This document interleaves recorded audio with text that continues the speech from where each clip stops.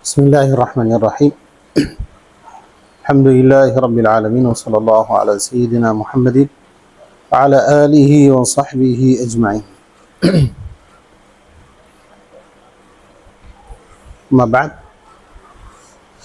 الإمام النووي رحمه الله تعالى اليوم mengatakan di Babus Sabri,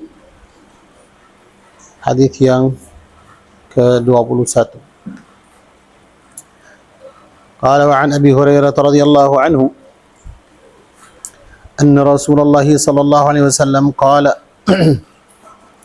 ليس الشديد بالسرعة إنما الشديد الذي يملك نفسه عند الغضب. متفق عليه. Dari Sayyidina Abi Hurairah radhiyallahu taala anhu, beliau mengatakan bahwasannya Rasulullah SAW bersabda dalam hadisnya, Laisa syadidu bisur'ah, bukanlah orang yang kuat yang bisa mengalahkan orang lain. As-sur'ah, sur'ah artinya orang yang bisa mengalahkan orang lain, bisa membawa orangnya itu diletakkan di bawah. Berarti namanya sara'ahu. Bukan kalau zaman sekarang namanya musara'ah. Musara'ah itu mukul-mukul itu sampai orangnya jatuh. Nah, itu hukumnya haram. Nah, kalau musara'ah zaman dahulu, musara'ah artinya apa? Siapa yang bisa mengalahkan orangnya itu menjatuhkan orangnya. Ya. Berarti bukan dipukul. Nah, berarti dua-duanya berdiri. Siapa yang masih bisa tahan berdiri, yang pelawannya itu yang dijatuhkan. Itu yang namanya musara'ah. Maka Rasulullah SAW bersabda dalam hadisnya, "Laisa syadidu bisur'ah." Bukanlah orang yang kuat yang namanya as-sur'ah, yang sering mengalahkan orang lain.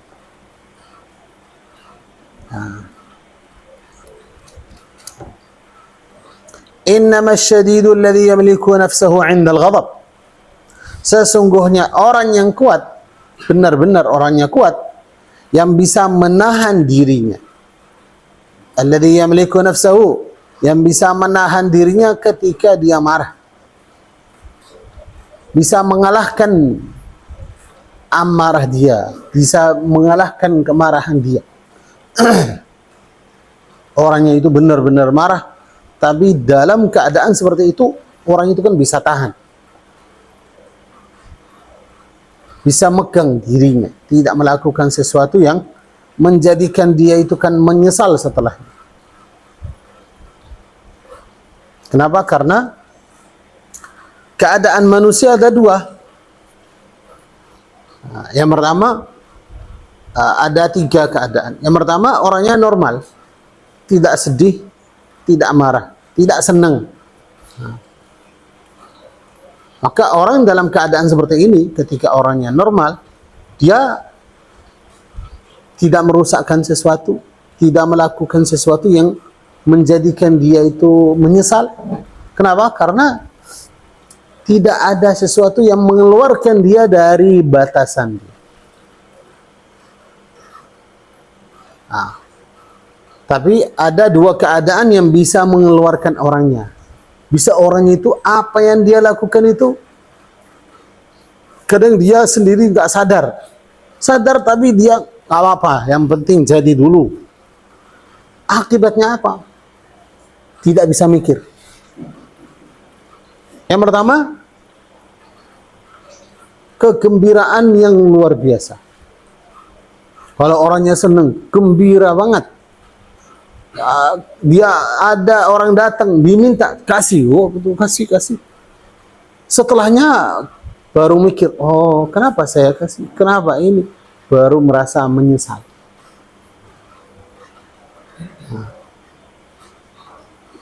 Berarti kegembiraan itu yang melewati batasnya. Karena itu kalau minta dari orang itu kan ketika dia senang. Kenapa? Dia kasih ya.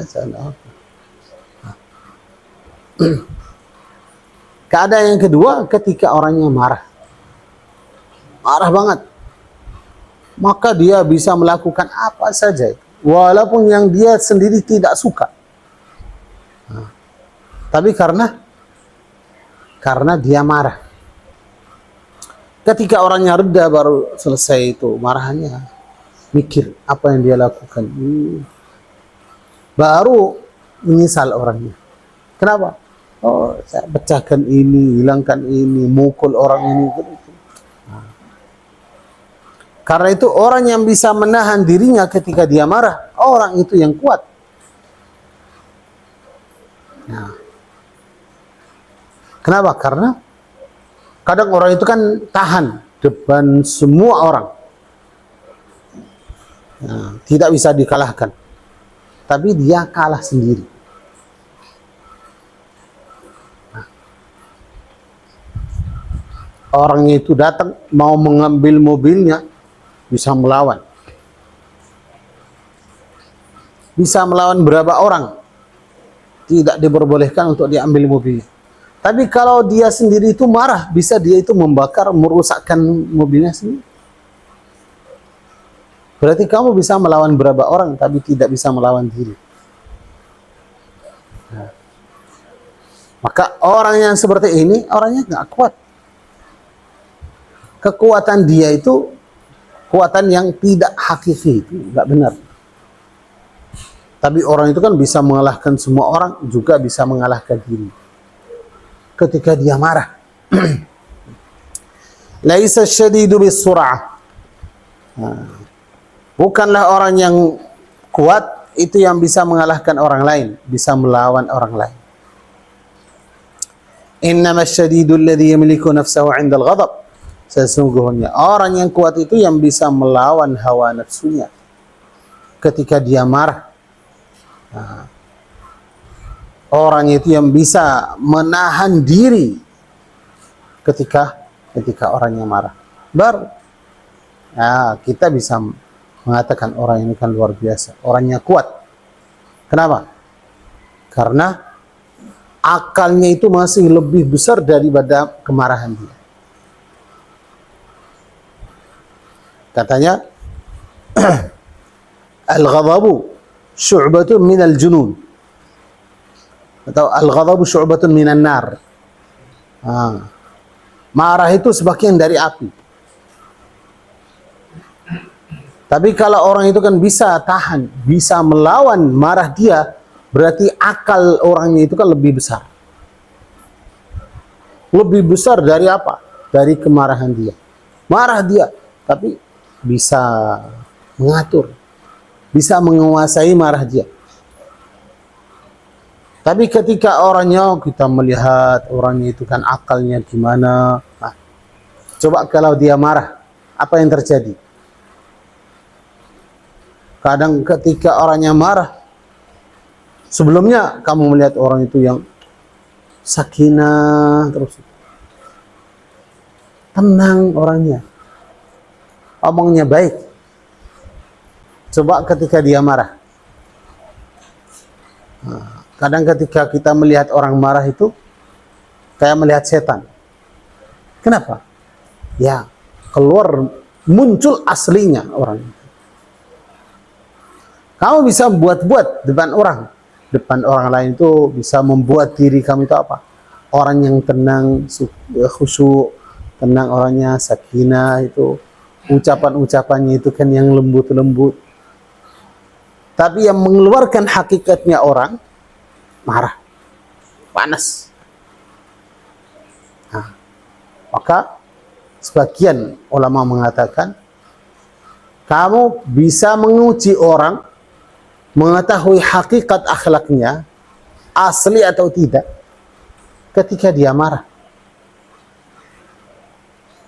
Nah, maka mengatakan marahnya orang itu mengeluarkan hakikatnya,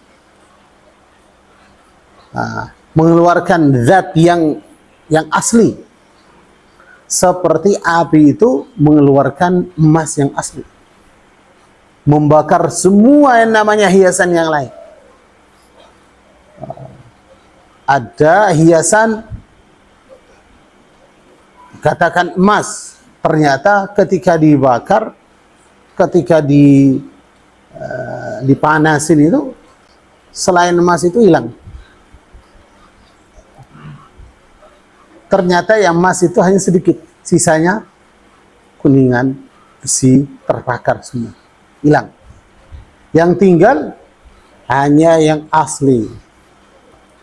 Ada orang itu yang aslinya sedikit, ada orang semuanya palsu.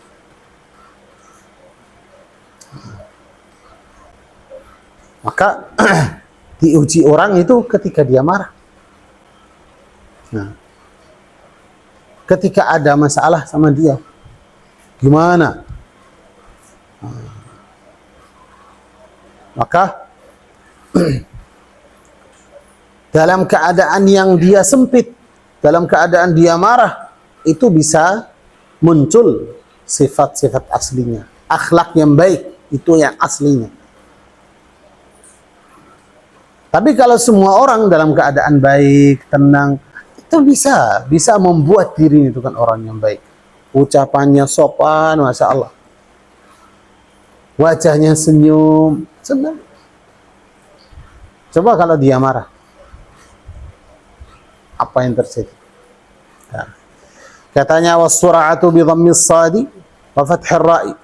Dibaca dengan sadnya dhammah sama ra'nya fathah. Wa asluhu 'inda al-'arabi man yasra'un nasa kathiran, orang yang sering mengalahkan orang lain.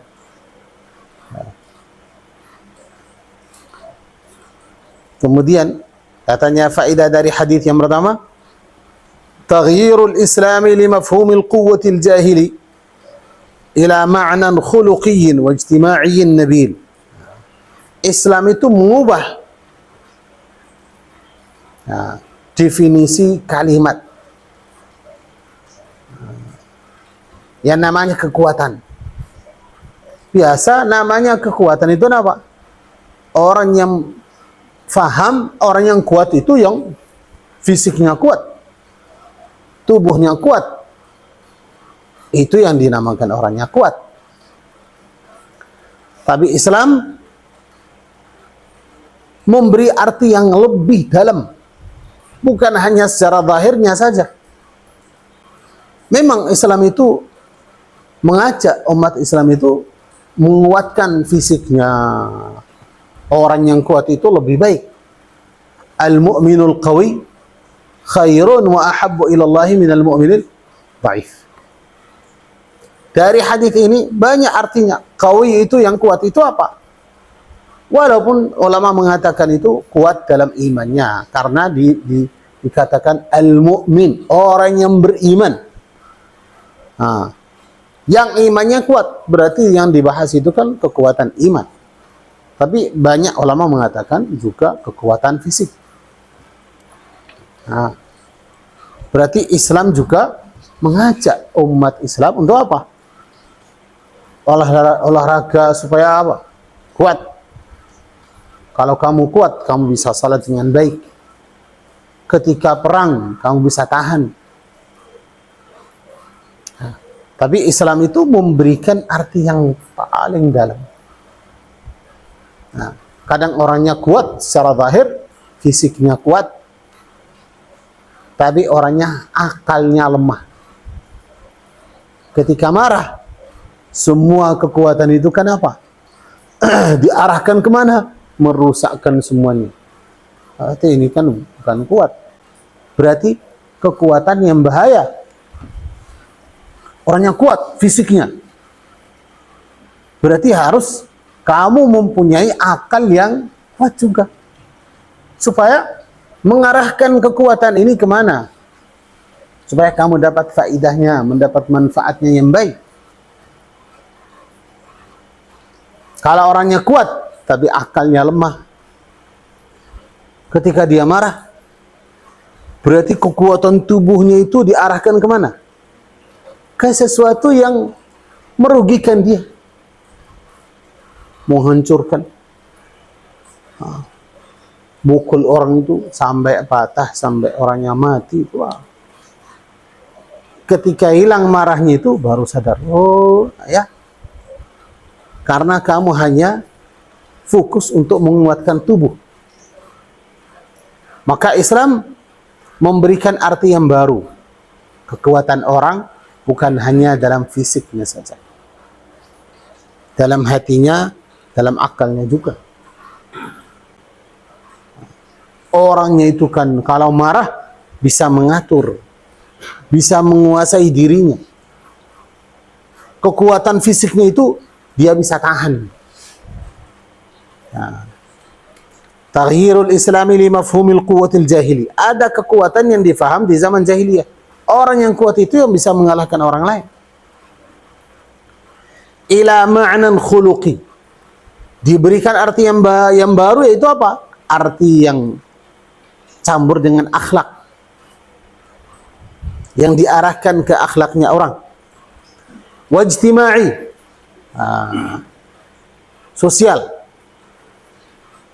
yaitu ketika kamu marah tidak mukul orang lain, tidak merusakkan yang sekitar kamu itu, enggak. Wajtima'iin nabil, artinya nabil itu yang baik, arti yang baik.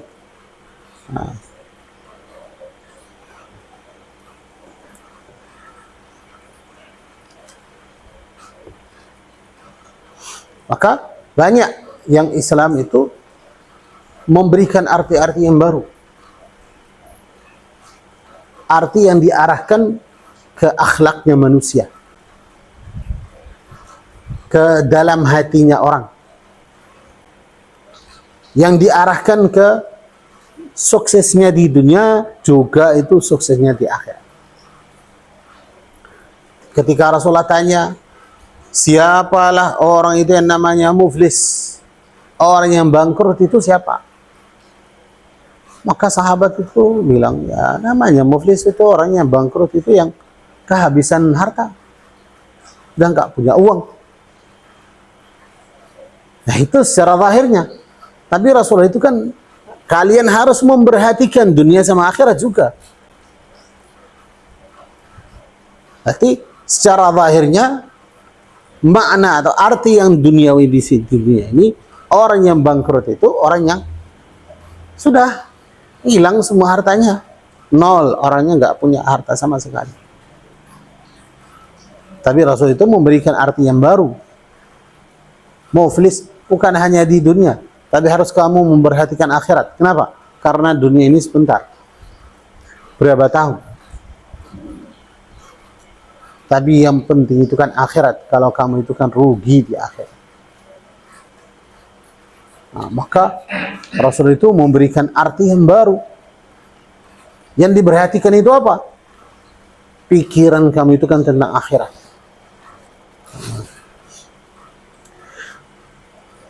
Kemudian banyak arti yang seperti itu. Rasulullah kadang tanya, ini apa, kenapa? Maka sahabat jawab sesuai yang mereka tahu. Tapi Rasul itu menambahkan arti yang baru, arti yang lebih dalam, yang memperhatikan kehidupan kamu di dunia, kehidupan kamu di akhirat. Nah, harus kamu perhatikan dua-duanya. Sama seperti kekuatan orang. Nah, kamu kuat, fisiknya kuat, tapi harus kamu mikir akibat marah itu. Kadang kekuatan fisik itu jadi bahaya. Kekuatan fisik kamu itu, walaupun itu namanya sifat yang baik, mungkin sebaliknya jadi sifat yang buruk, yang jelek. Kenapa? Merugikan orang. Berarti kamu tidak dapat faedahnya. Kekuatan yang kamu bangga dengan itu yang menyebabkan kerugian kamu. Berarti harus dalam sampingnya sifat itu, harus kamu mempunyai sifat yang lain, yaitu kekuatan fisiknya, kekuatan hati di dalamnya, dalam hati kamu, dalam akalnya. Kamu bisa menahan amarahnya, menahan dirinya ketika marah. Yang kedua katanya mujahadatun nafsi wa imtilaki zimamiha ashaddu min mujahadatil adu.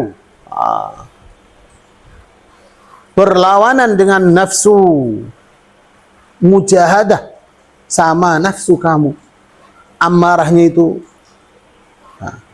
Wa imtilaki zimamiha, kamu yang menguasai. Zimam, artinya zimam apa? Urusan diri kamu. Kamu bisa apa?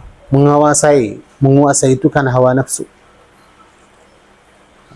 Perjuangan kamu, mujahadah hawa nafsu, kemudian kamu menguasainya, itu lebih berat daripada kamu itu kan menghadap itu kan musuh. Namanya musuh, udah musuh, berarti dia melakukan semua hal yang kamu tidak suka. Karena itu namanya musuh, berarti perlawanan. Pasti di situ kamu harus melawan dia. Kalau kalah, kamu menang. Tapi yang bahaya itu kamu perlawanan sama diri kamu sendiri. Siapa yang menang? Kalau hawa nafsu itu yang menang, walaupun kamu yang menang, tapi di situ kan kekalahan yang besar. Hawa nafsunya itu mengajak dia untuk melakukan maksiat. Yang melawan, tetap melawan. Maka hawa nafsu itu kan mengatakan, saya mau, saya ingin seperti itu. Syahwatnya besar. Tapi dia tahu, itu namanya haram. Kalau dia kalah di situ, yang menang hawa nafsunya, dua-duanya kalah. Dunia akhirat.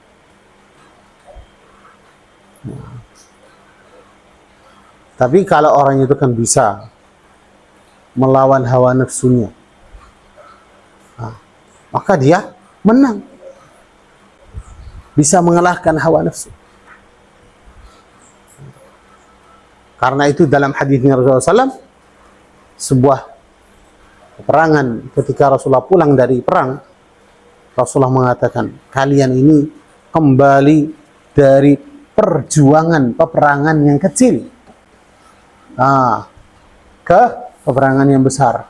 Mana peperangan itu? Karena di situ kamu menang. Kalau perang kamu menang, kamu kalah, dua keadaannya baik. Menang, alhamdulillah menang. Kalau kalah, mati syahid. Berarti dua-duanya itu kan kamu yang dapat kebaikannya. Tapi perlawanan sama hawa nafsu, kalau kamu menang, alhamdulillah. Tapi kalau kamu kalah, kalah selamanya. Dunia akhirat. Kamu menang, bisa melawan hawa nafsunya, baik di situ. Tapi kalau kalah, rugi semua. Maka banyak cerita-cerita itu orang-orang saleh itu ketika melawan hawa nafsunya. Ya, cerita itu Bani Israel itu yang 3 orang yang masuk di gua itu. Salah satunya apa? Dia melawan hawa nafsunya ketika perempuan itu sudah di depannya. Tidak ada halangan sama sekali. Tapi ketika diingatkan kepada Allah, takwalah kepada Allah Subhanahu wa taala. Mana ada orang itu kan di situ, orang itu kan bisa mikir takwa. Kenapa? Waktu itu kan hawa nafsunya itu, syahwatnya itu sudah menutup semuanya. Orang yang bisa menahan hawa nafsunya di waktu itu, orangnya luar biasa. Karena itu ulama mengatakan Allah membuka pintu gua itu karena itu. Kenapa? Karena kalau kita lihat orang yang sebelumnya yang punya orang tua, karena di situ itu kewajiban kamu, orang tua kamu. Nah, orang yang kedua yang punya itu karyawan, itu namanya apa? Kalau kamu melakukan seperti itu, kamu bisa dipuji. Kenapa? Orang itu kan dermawan, orangnya begini. Tapi kalau orang ini, yang pertama dia sendiri nggak bisa bicarakan sama orang lain. Kenapa? Dosa namanya itu. Berarti yang pertama itu dia bisa riak juga. Kenapa? Oh, saya tadi malam itu membantu orang tua itu, saya berdiri sampai pagi itu, saya memuliakan orang tua. Itu bisa diceritakan. Nah, yang kedua itu bisa menceritakan, saya itu punya amanah yang kuat. Bagus itu. Apa? Saya menjaga harta orang. Saya simpen, saya besarkan, saya ini. Tapi kalau yang ketiga itu, mana dia nggak bisa ceritakan sesuatu. Berarti ketika dia itu menahan hawa nafsunya, itu benar-benar itu kan karena Allah Subhanahu wa taala. Walaupun yang sebelumnya semuanya itu kan ikhlas kepada Allah Subhanahu wa taala, tapi amalan seperti itu kan ada bisa campur riyanya. Tapi kalau seperti itu, orang yang menahan hawa nafsunya itu, kenapa dia tinggalkan?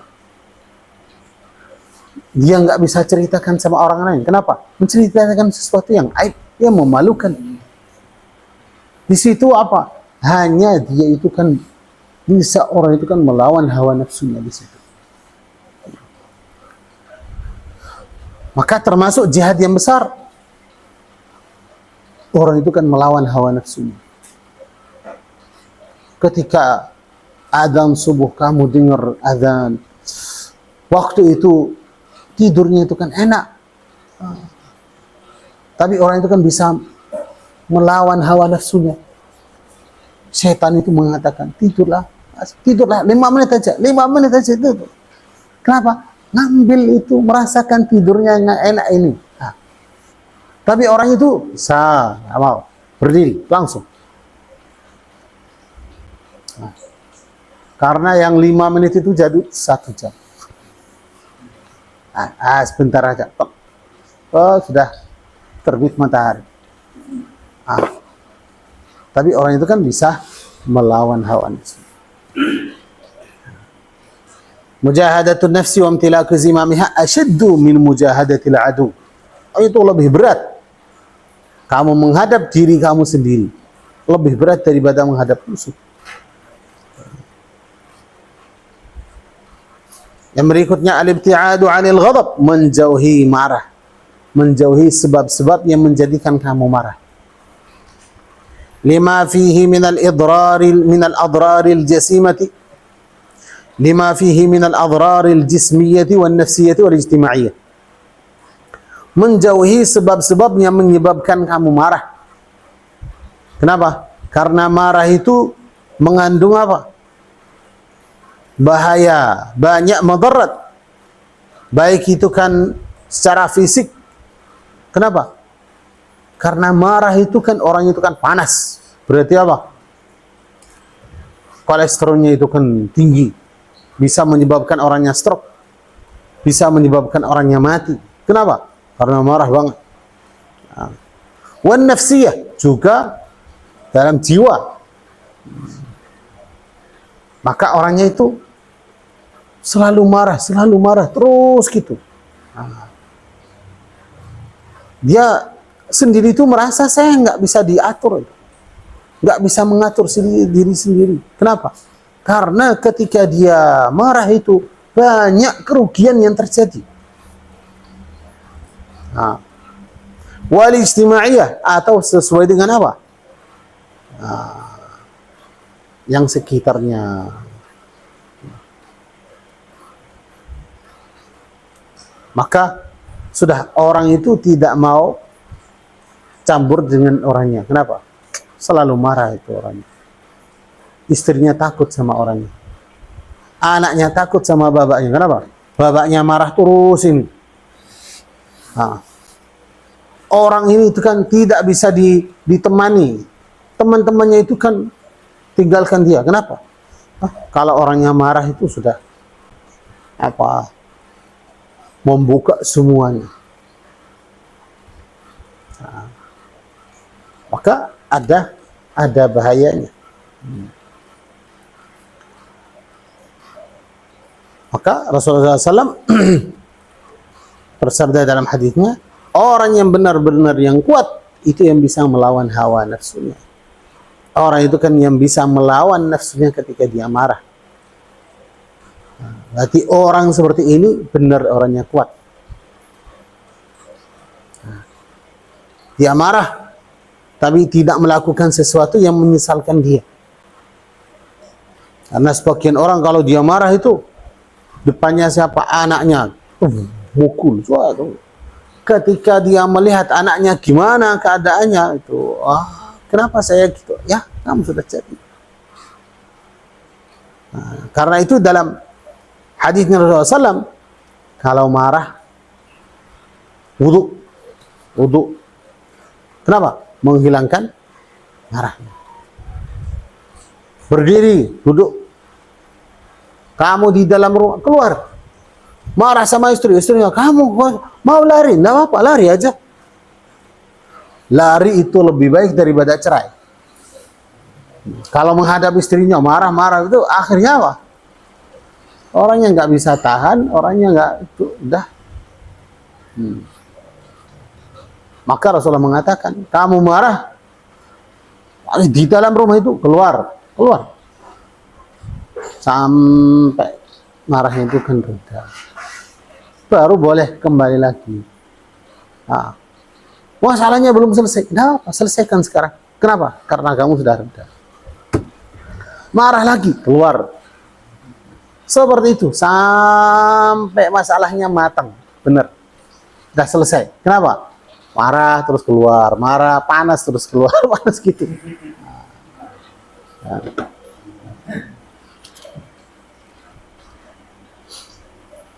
Tapi Rasulullah tidak. Nanti kan ada hadisnya itu, la taghdab. Kemudian katanya hadis yang berikutnya 22, wa an Sulaiman bin Surad radhiyallahu anhu qala kuntu jalisan ma'an nabiy sallallahu alaihi wasallam wa rajulani yastabban wa ahaduhuma qad ihmarra wajhuhu wa intafakhat awdajuhu faqala Rasulullah sallallahu alaihi wa sahbihi wasallam inni la a'lamu kalimatan law qalaha لا ذهب عنه ما يجد لو قال أعوذ بالله من الشيطان الرجيم ذهب عنه ما يجد فقالوا له إن النبي صلى الله عليه وسلم قال تعوذ بالله من الشيطان الرجيم متفق عليه. Dari Sulaiman bin Surad radhiyallahu taala anhu, beliau mengatakan, saya pernah duduk bersama Rasulullah SAW. Kemudian ada dua orang itu yang berkelahi. Yastabban. Ada satu orang itu kan mencela temannya, yang si temannya itu mencela dia. As-sabbu. Sab itu menyebut orang itu kan dengan sifat-sifat yang ada pada dirinya, tapi sifat yang jelek. Itu namanya sab. Menyebut sifat yang jelek yang benar-benar ada pada dirinya orang itu. Kamu bohong, padahal dia bohong. Kamu gini, kamu menipu, kamu. Bukan hanya menyebutkan dia itu kan dengan sifat yang tidak ada pada orangnya. Atau menghinakan bapaknya atau ibunya, atau menghinakan, jangan, tidak boleh itu. Warajulani yastabban, ada dua orang yang berkelahi, dua-duanya itu. Wa ahaduhuma qad ihmarra wajhuh. Salah satunya itu karena dia itu marah banget itu sampai wajahnya itu sudah merah. Wa ahaduhuma, salah satu mereka yang berdua, qad ihmarra wajhuhu, sudah wajahnya itu sudah marah banget. Sudah merah, kenapa? Karena marah. Wa intafakhat awdajuhu. Tahu intafakhat awdajuhu? Karena dia marah itu sudah urat-uratnya itu sudah besar. Kenapa? Darahnya sudah hampir meledak orangnya itu.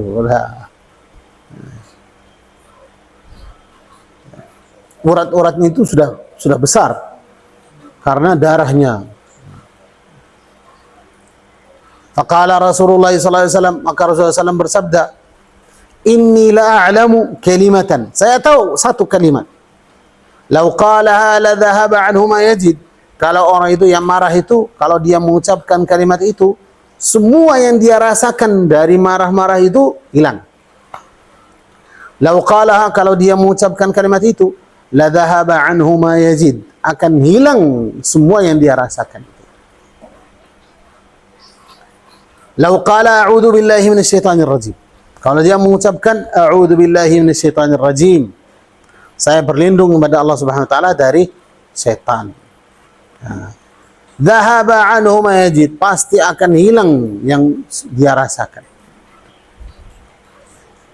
Faqalu lahu, kemudian ada satu orang yang duduk bersama Rasulullah SAW datang kepada orangnya itu. Faqalu lahu, maka orang itu yang datang kepada orangnya mengatakan, inna Nabi SAW yaqulu, atau inna Nabi SAW qala, bahwasanya Rasulullah mengatakan, ta'awwadz billahi minasyaitonir rajim, kamu ucapkan a'udzu billahi minasyaitonir rajim. Maka orang itu langsung a'udzu billahi minasyaitonir rajim, hilang marahnya.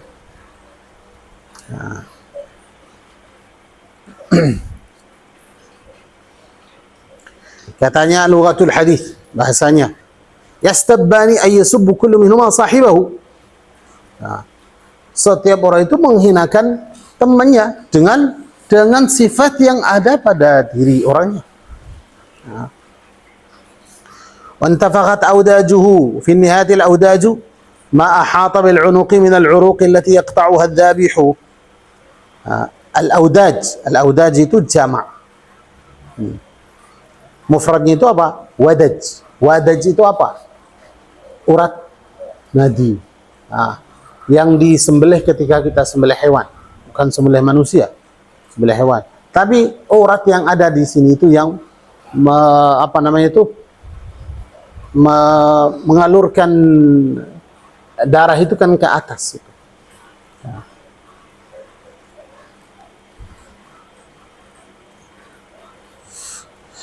Wal audaju ma ahata bil unuq, dua urat nadi itu yang sebelah kanan kirinya leher.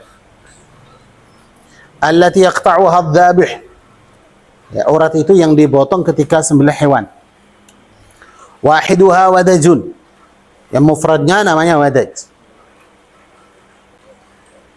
Kalimah al-muradu ma'naha minha ma'naha al-lughawi wa hiya al-jumlatul mufidah.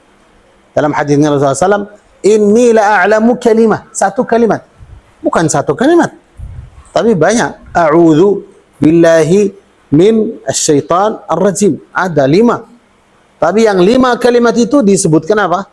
Satu kalimat. Nah, itu menurut apa? Menurut bahasa, yaitu kalimat itu jumlah yang ada faedahnya. A'udzu alja'u a'tasim, saya berlindung, minta lindungannya Allah Subhanahu wa taala. Wasyaitan al-'ati al-mutamarrid, min syata bima'na ihtaraqa, atau min syatana bima'na ba'uda. Syaitan al-'ati al-mutamarrid itu termasuk jin yang kuat, yang tidak bisa diatur. Al-mutamarrid, yang tidak apa, yang dalam ucapan, kalau kita melihat ada orang nakal, orang itu yang tidak bisa diatur, itu syaitan. Kenapa? Karena orang itu kan tidak mengikuti peraturan, tidak bisa diatur. Al-'ati, orang yang kuat. Setan yang kuat. Ata. Kuat.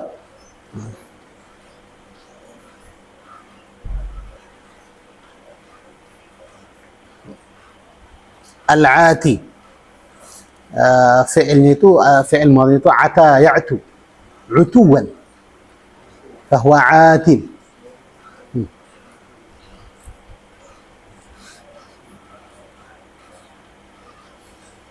Tapi orang yang kuat dalam apa? Dalam keburukan. Al-mutamarridu, yang tidak bisa diatur. Min syata bima'na ihtaraq. Syata, artinya setan itu diambil dari mana? Dari kalimat syata yashutu, artinya itu terbakar. Nah, bima'na ihtaraqa atau min syatana, bima'na ba'uda, syatana, jauh, menjauhi. Nah.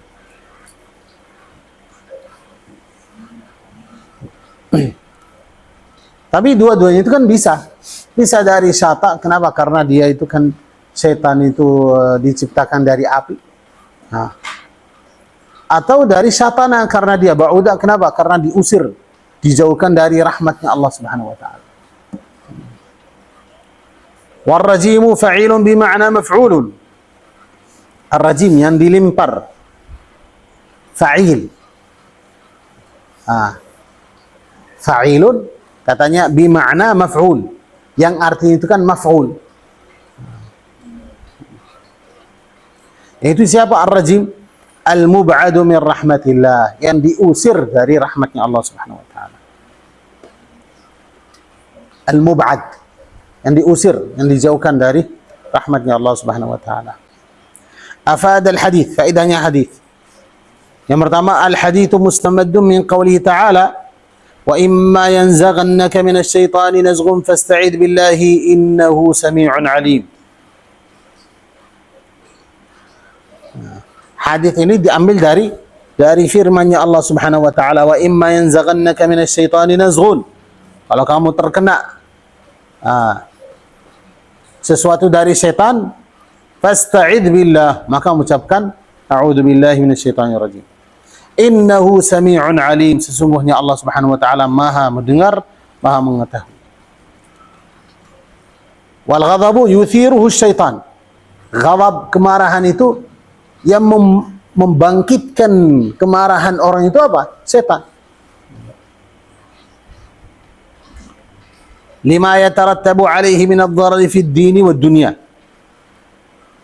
Karena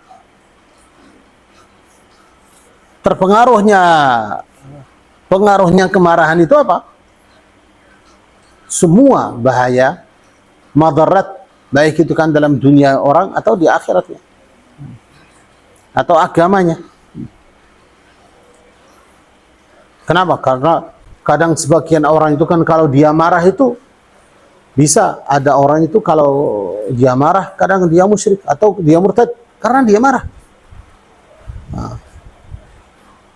Karena dia marah itu, ayo tidak apa-apa, maafkan dia. Saya enggak maafkan orangnya. Ya, saya minta, saya kan kamu itu, saya teman kamu, saya minta syafaatnya. Saya tidak maafkan dia, walaupun datang Rasulullah, saya enggak maafkan. Tuh. Karena dia marah mengucapkan seperti itu, jadi orangnya apa? Murtad. Kadang orang itu sampai mengucapkan seperti itu, berarti membahayakan. Katanya walidzalika kana qat'u sababihi wa huwa waswasatu syaitan bil isti'adzah. Karena itu memutuskan waswasahnya setan dengan apa? Dengan mengucapkan a'udzu billahi minasyaitonir rajim. Kemudian katanya hirsul Rasulullah SAW ala al-irsyad wa tawjih fi ayyi munasabatin min al-munasabat. Rasulullah selalu memperhatikan, memberikan petunjuk, memberikan arahan untuk sahabat dalam semua sebab, dalam semua waktu. Ada sebabnya. Ketika Rasul itu melihat ada orang marah itu, diberikan arahan, diberikan petunjuk, apa yang kamu lakukan, lakukan gini, lakukan itu. Supaya apa? Hilang yang dia rasakan itu. Kemudian katanya ala kulli murabbin alla yuqassira fi taqdim an-nasihati fi kulli ma ya'ridu alayhi min umurin wa mushkilatin wa munkarat. Wajib bagi setiap orang yang namanya murabbi, yang memelihara orang, yang mendidik orang lain, punya santri, punya orang itu yang mengikuti kamu itu, harus kamu mengarahkan mereka. Kewajiban kamu, jangan kamu apa? Membiarkan mereka itu ketika mereka itu kan membutuh petunjuk dari kamu, terus kamu tidak memberikan petunjuk, tidak memberikan arahan. Ala kulli murabbin alla yuqassira, jangan membiarkan fi taqdimin nasihati, Kalau kamu memberikan nasihat, jangan dibiarkan orang ketika orang itu kan membutuhkan nasihat.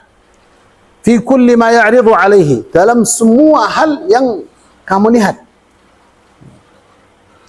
Min umurin, dalam urusan-urusan orang itu yang kamu mendidik mereka. Wa muskilatin, ada masalah. Wa munkaratin, ada mungkar-mungkar yang mereka lakukan. Harus kamu memberikan arahan. Harus memberikan petunjuk. Kenapa? Karena kadang orangnya tidak tahu hukum. Atau orangnya terlibat dalam godaan setan. Nah, maka harus kamu membantu dia supaya dia keluar dari keadaan seperti itu. Nah. Kemudian, walaupun tidak disebutkan di sini, ulama mengatakan kewajiban umat menyampaikan nasihat kepada orang yang dinasihati atau menyampaikan faidah. Contohnya, Rasulullah itu melihat ada dua orang yang berkelahi. Satunya itu sudah marah, orangnya itu sudah wajahnya sudah merah. Kenapa? Karena terus Rasulullah itu kan jauh dari dia. Tapi Rasulullah bicara sama teman, sama sahabatnya. Saya tahu kalimat kalau dia mengucapkan hilang. Orang yang nggak dengar. Maka ada satu dari sahabat itu yang menyampaikan. Kenapa? Karena kewajiban seorang muslim harus memberi nasihat kepada temannya. Ketika kamu tahu ada solusi buat teman, harus kamu sampaikan. Kamu tahu ada salah satu tetangga, salah satu keluarga, salah satu teman, dia punya masalah. Padahal kamu tahu solusinya. Kalau tidak diberitahu, kamu bukan orang yang nasihat, bukan orang yang baik. Kenapa? Orang yang memberi nasihat, yang ingin kebaikan untuk umat, ketika dia tahu ada solusi untuk orang, harus disampaikan. Orang ini kan punya masalah. Kemudian kamu tahu ada solusi buat masalahnya. Harus kamu datang. Datang kepada orangnya, ceritakan. Ada solusinya, 1, 2, 3. Jangan mengatakan, oh itu bukan urusan saya. Dia cari sendiri, nggak masalah itu. Ya, memang bukan urusan kamu. Nah, tapi kamu termasuk umat Islam. Dalam hadis Nabi SAW, innamal mu'minu, Allah Subhanahu wa taala berfirman dalam Al-Qur'an, innamal mu'minuna ikhwah. Sesungguhnya orang yang beriman itu kan adalah bersaudara. Mana kamu itu namanya saudara ketika kamu tahu teman kamu itu kan punya masalah. Padahal kamu tahu solusinya gimana, harus kamu sampaikan. Nah, maka kewajiban seorang muslim kalau dia mengetahui nasihat atau mengetahui faidah, harus disampaikan. Jangan mengatakan itu bukan urusan saya. Dia menyelesaikan urusannya sendiri. Nah, apa? Sampaikan aja kepada orangnya. Kemudian orang itu kan yang menyelesaikan masalahnya. Kemudian yang berikutnya, karena katanya, ini dalam hadis Rasulullah SAW, inni la a'lamu kalimatan law qalaha la dhahaba anhu man yajid. Saya mengetahui itu satu kalimat, kalau dia mengucapkan pasti hilang apa yang dia rasakan. Kemudian ketika orang itu kan mengucapkan a'udzubillahi minasyaitonir rajim, hilang. Ulama mengatakan, apakah itu hanya dengan mengucapkan a'udzubillahi minasyaitonir rajim bisa menghilangkan itu? Bisa menghilangkan marahnya orang. Ada orang itu mengucapkan a'udzubillahi minasyaitonir rajim, tapi orangnya masih marah, masih terus gitu. Ulama mengatakan, itu yang pertama, orang harus melatih dirinya. Berarti orang itu bisa dengan satu kali mengucapkan a'udzubillahi minasyaitonir rajim, hilang. Kapan seperti itu? Ketika dia itu tahu artinya a'udzubillahi minasyaitonir rajim. Artinya apa? Kemudian tahu kenapa kalau saya marah harus saya itu membaca isti'adzah. Karena yang membangkitkan kemarahan orang itu apa? Setan. Kemudian ketika kamu marah, yang membesarkan marah itu siapa? Setan. Maka orangnya tahu. Berarti ketika dia marah, kadang arti itu kan hilang. Dia lupa. Maka kita ingatkan aja, ingatkan dia. Sama kenal itu. Artinya itu kan semua arti yang dia faham itu kembali lagi. Kembali. Kenapa? Karena kadang orang itu kan hilang, tidak tahu, tidak ingat. Kenapa? Tidak ingat kenapa? Karena orangnya marah. Kadang karena orangnya itu syahwatnya besar. Maka dalam keadaan seperti itu, dia tidak mengingat, tidak ingat sama Allah Subhanahu wa taala juga. Kenapa? Karena dalam posisi atau dalam keadaan tertentu manusia itu kan bisa lupa. Bukan hilang imannya, tapi bisa lupa. Seperti hadisnya Rasulullah SAW, la yazni zani hina yazni huwa mu'min. Orang yang berzina, dia tidak beriman ketika dia, berarti ke waktu dia berzina itu kalau orang yang kafir. Bukan. Dia lupa. Kenapa? Karena posisinya dia itu kan syahwatnya itu kan besar. Sampai menghilangkan ingat dia tentang maksiat ini. Tapi tetap orangnya beriman. Hanya dia lupa imannya. Maka ulama mengatakan, kalau orangnya benar-benar seperti itu, dia tahu artinya a'udzubillahi minasyaitonir rajim apa, kemudian dia tahu yang menyebabkan marah itu apa, tahu akibatnya kalau marah, pahalanya kalau dia itu menahan diri. Maka ketika dia mengucapkan walaupun satu kali itu hilang semuanya. Artinya tidak hilang marahnya semua, tapi orang itu kan bisa tahan. Itu dari setan. Berarti saya berkelahi sama orang ini karena saya marah, saya mungkin bisa mukul dia, mungkin dia mati atau gimana, berarti harus saya tahan. Tapi kalau orangnya tidak tahu, hanya yang tahu itu ucapannya a'udzubillahi minasyaitonir rajim, tapi dia sendiri nggak tahu a'udzubillahi minasyaitonir rajim artinya apa, marahnya tetap jalan. Mungkin kalau kita bilang sama dia, bilang ucapkan a'udzubillahi minasyaitonir rajim, gak mau, saya gak mau gitu. Dia kenapa? Karena dia tidak tahu artinya. Hanya dia hafal lafaznya saja. Maka seperti itu, kadang itu tidak ada pengaruhnya itu kan dari satu kali diucapkan. Langsung diucapkan itu hilang semuanya. Butuh waktu, butuh latihan sampai orang itu kan diberikan artinya. Marah itu apa? Marahnya gini. Sebabnya marah apa? Yang membesarkan marah itu dari suatu ini. Sekarang dia, obatnya itu marah apa? Kamu ucapkan a'udzubillahi minasyaitonir rajim. Kenapa? Karena kamu minta perlindungan dari Allah Subhanahu wa taala untuk menjaga kamu dari setan. Supaya was-wasnya setan itu menambah membesarkan marahnya itu terputus. Ya, harus dia tahu artinya itu ketika kita mengucapkan a'udzubillahi minasyaitonir rajim. Nah, maka ketika diucapkan satu kali itu ada faedahnya.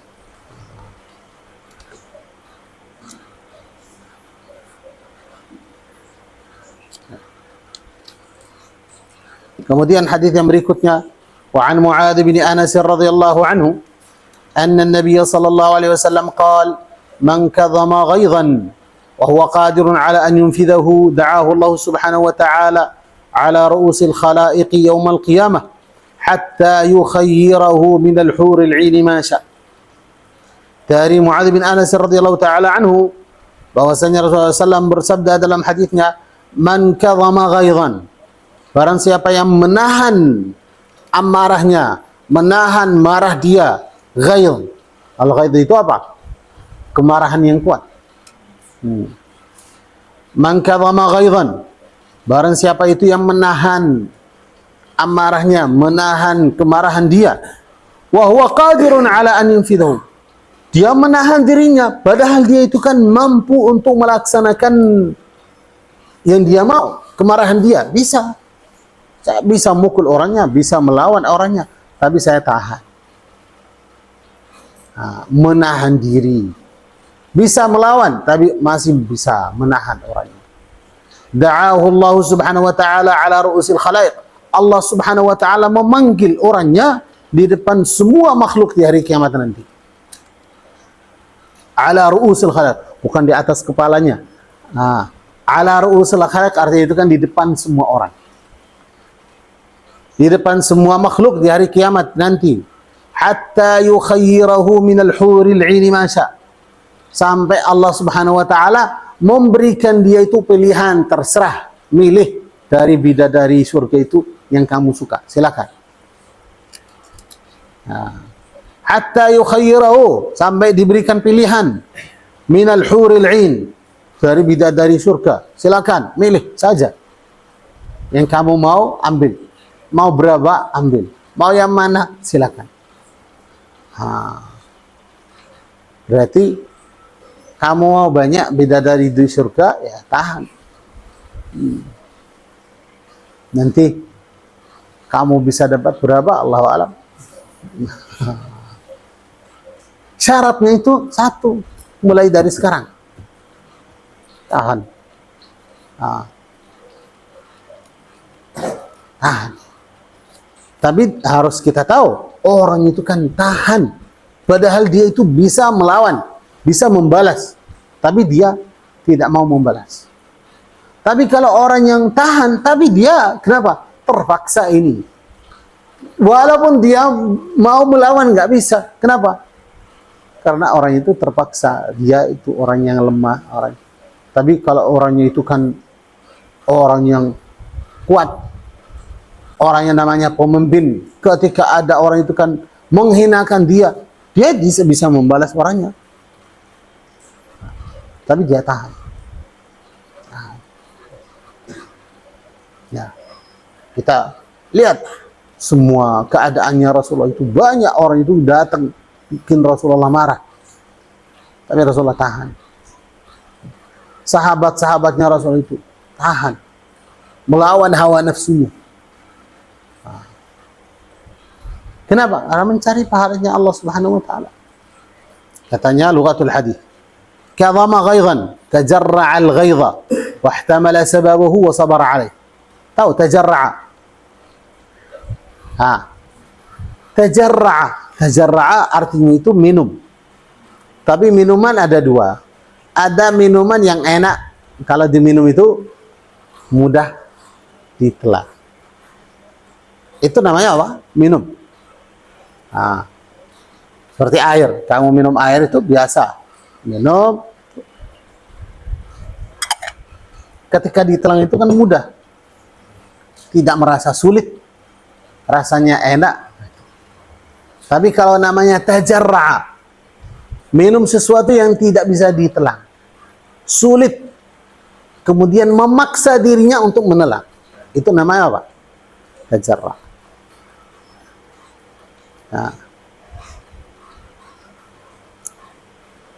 Dalam Al-Quran disebutkan yatajarra'uhu wa la yakadu yusighuh wa ya'tihi al-mautu min kulli makani wa ma huwa bimayyit. Diberikan minuman dari api neraka. Diberikan minuman. Dia mau minum itu, minum enggak bisa itu. Kenapa? Panas. Terus dari cairan darah, nanah dari kemaluan orang-orang yang berzina. Itu minuman orang ahli maksiat di neraka. Lihat, panas. Kemudian darah campur nanah. Terus dari mana? Dari kemaluan orang yang berzina. Dari semua sifat yang jelek.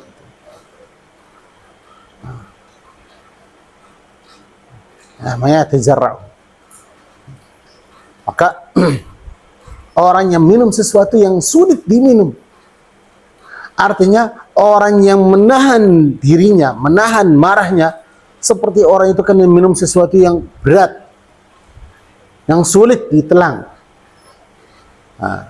Katanya kadhama ghaidhan tajarra' al-ghaidh, seperti orang itu kan menelan apa? marahan dia.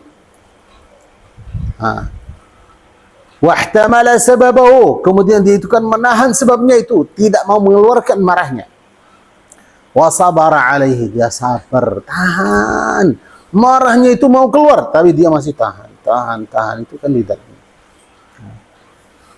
Wa aslul kadhmi al-habsu wal man'u min adh-dhuhur. Al-kadhm, penjara sesuatu atau menahan sesuatu, melarang itu muncul, melarang keluar. Al-hurul 'ain. Al-huru jam'u hawra. Jama' imra'atun hawra'un. Wa hiya shadidatul bayad fil 'aini wa shadidatus sawad.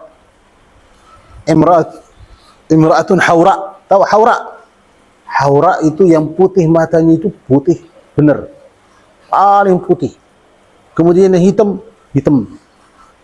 Paling hitam. Jadi apa? Matanya itu cantik. Wal'inu jam'u 'aina'in. Jama' dari kalimat 'aina. Wa hiya wasi'atul 'ain. Yang matanya itu kan bulat, matanya itu kan besar. Jadi apa? Matanya besar, bukan sipit, bukan kecil. Nah. Besar, bukan muncul. Harus tahu tuh. Beda. Kok ada orang itu matanya muncul itu. Besar kenapa? Karena muncul itu. Enggak. Tapi apa? Lebar. Bukan lebar ke sampingnya, lebar ke atas bawah gitu. Jadi cantik. Namanya aina. Wa hawra. Ada satu kalimat namanya haula. Haula itu yang apa? Apa namanya? Kalau dia melihat ke sini, matanya ke sana itu apa nah? Culing, ya. Haura birra, bukan haula. Karena saya pernah dengar teman orangnya belajar diam. Saya pernah dengar itu dalam doanya, ya Allah, saya mau istri yang haula. Haula itu, kenapa dia? Aneh itu, minta istrinya itu kenapa dia minta? Saya itu bukan, dia salah itu namanya. Tapi dia sering, saya bukan pertama kali. Saya pertama kali dengar, mungkin orangnya salah. Dia sering itu kan bilang haula. Ya mungkin salah dalam hurufnya. Tapi berapa kali saya dengar, saya bilang, Ustaz, kenapa kamu mau istri yang haula itu? Cantik itu. Mana cantiknya? Katanya cantik. Saya bilang itu bukan itu. Haula, tahu haula itu? Culing itu. Oh ya Allah, bukan itu. Itu. Saya haura itu.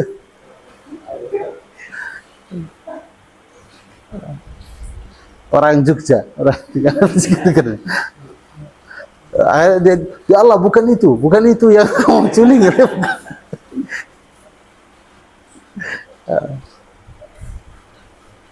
Katanya wal muradu huna al hisanu minan nisa'i, artinya itu kan wanita yang paling cantik. Kemudian faedahnya hadis al hathu ala kadhmil ghaidh, menganjurkan untuk orang itu kan supaya apa? Menahan marahnya. Kedua, tu'tabaru qimatul afwi 'inda al-qudrati 'ala al-intisafi. Tu'tabaru qimatul afwi. Kapan jadi kalau kamu memaafkan orang itu, maafnya itu kan jadi lebih besar, lebih baik.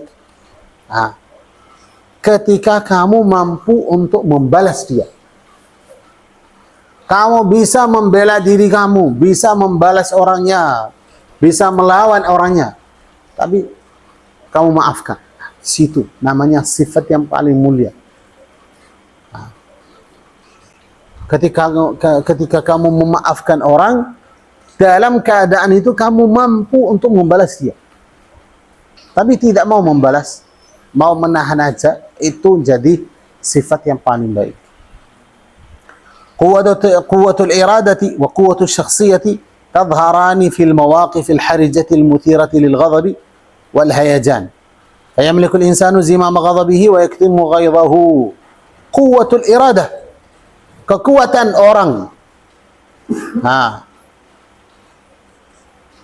Kekuatan orang. Wa quwwatul syakhsiyah, kekuatan pribadinya orang itu kan kapan? Muncul kapan? Katanya, tadhharani fil mawaqifil harijah. Muncul benar-benar itu dalam posisi-posisi itu yang sempit. Al-harijah, sempit.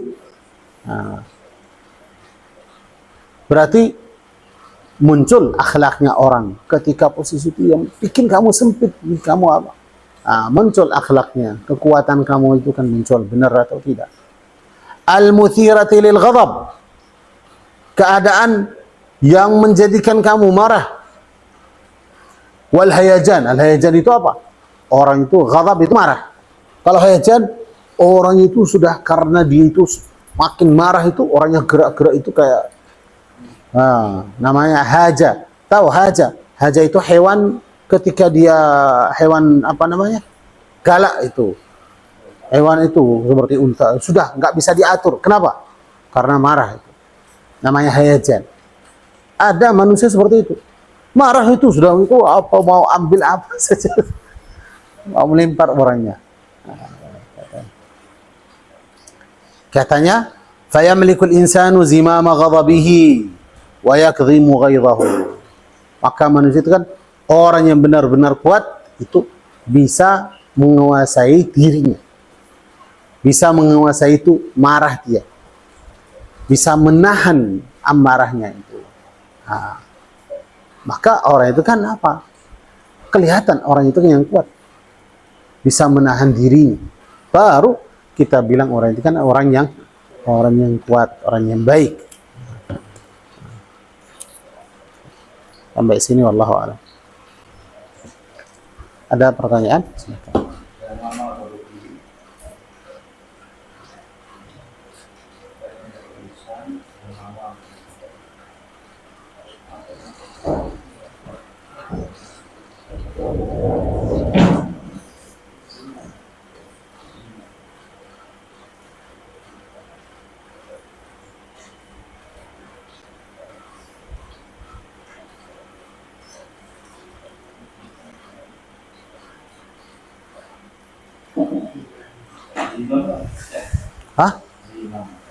Zimam.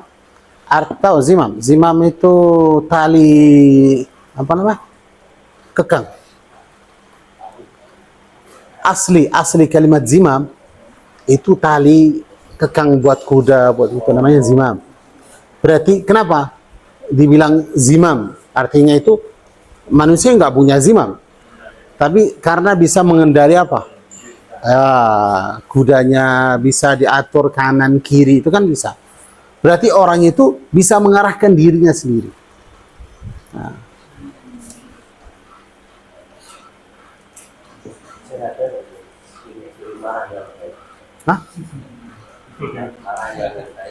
Marah yang baik. Iya.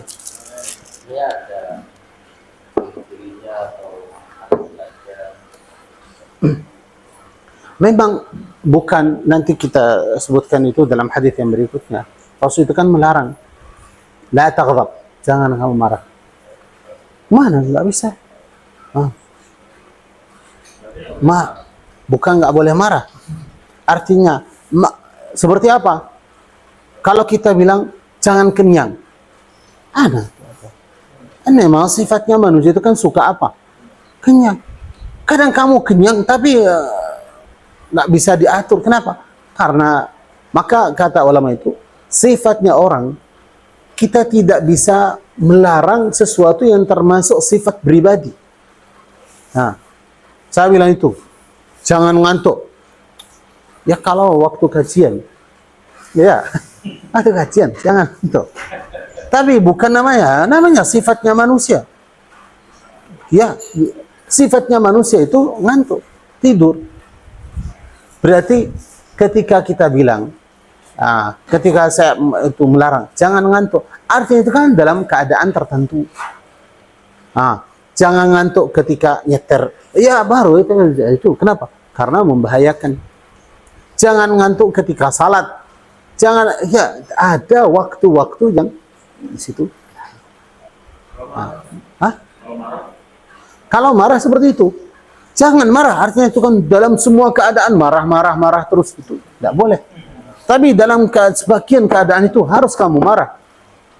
Nah, dalam sifatnya Rasulullah SAW, kana la yaghdabu li nafsih. Rasulullah tidak marah karena pribadi.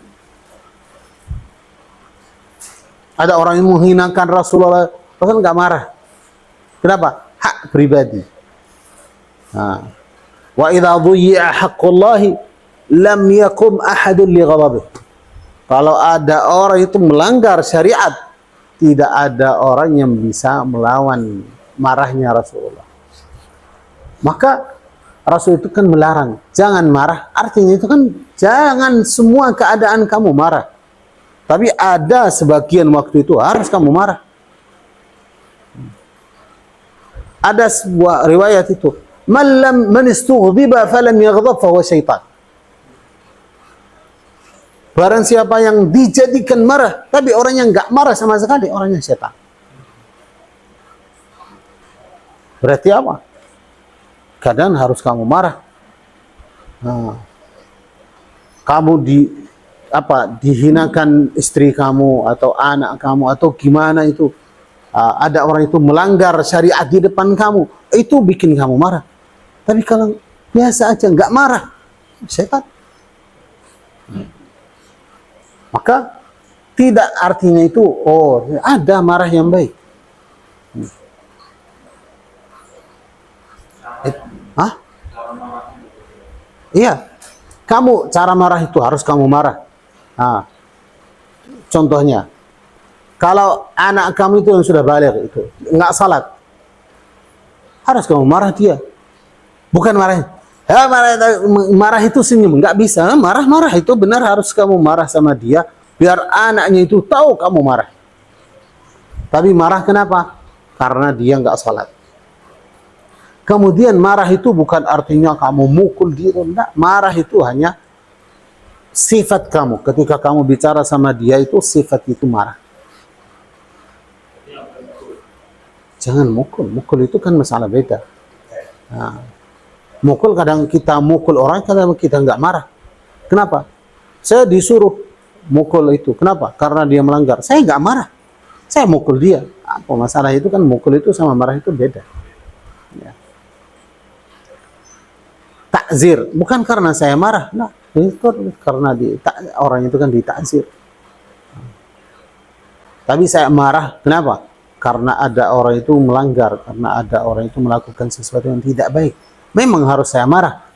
Pertama kali mungkin saya nggak marah, itu anaknya itu melanggar, anaknya melakukan sesuatu, diingatkan. Nah, jangan marah dari pertama kali, kenapa? Karena orangnya belum tahu. Belum tahu itu apa? Larangan, diingatkan. Yang kedua, diingatkan, dinasihati, jangan melakukan ini. Kalau kamu melakukan ini, nanti gini, itu.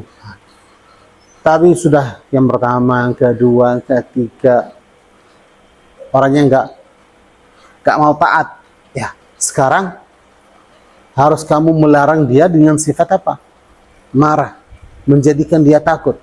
Ini namanya itu kan sesuatu yang dilarang, haram.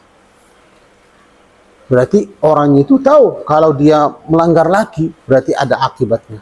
Ada sesuatu yang tidak baik. Itu namanya marah.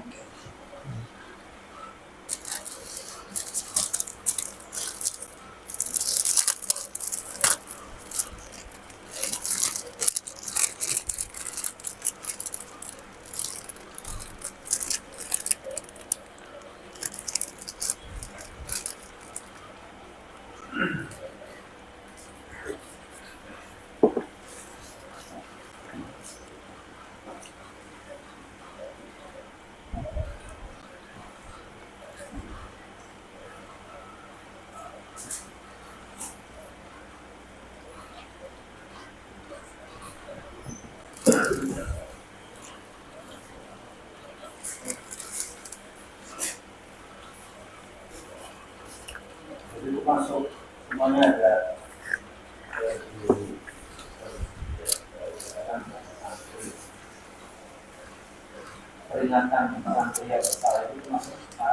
Ya.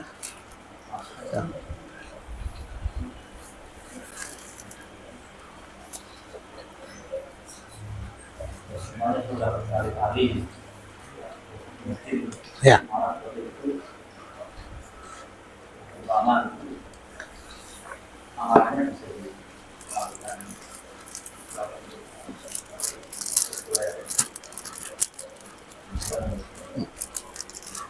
Tapi kita marah sama orang, ketika marah itu ada faedahnya. Tapi kita marah itu orang yang nggak terpengaruh sama sekali itu. Kenapa kamu marah? Berarti dalam keadaan seperti itu apa? Kewajiban kamu itu apa? Ingatkan dia, kemudian kamu nggak setuju, tidak rida dengan apa yang dia lakukan.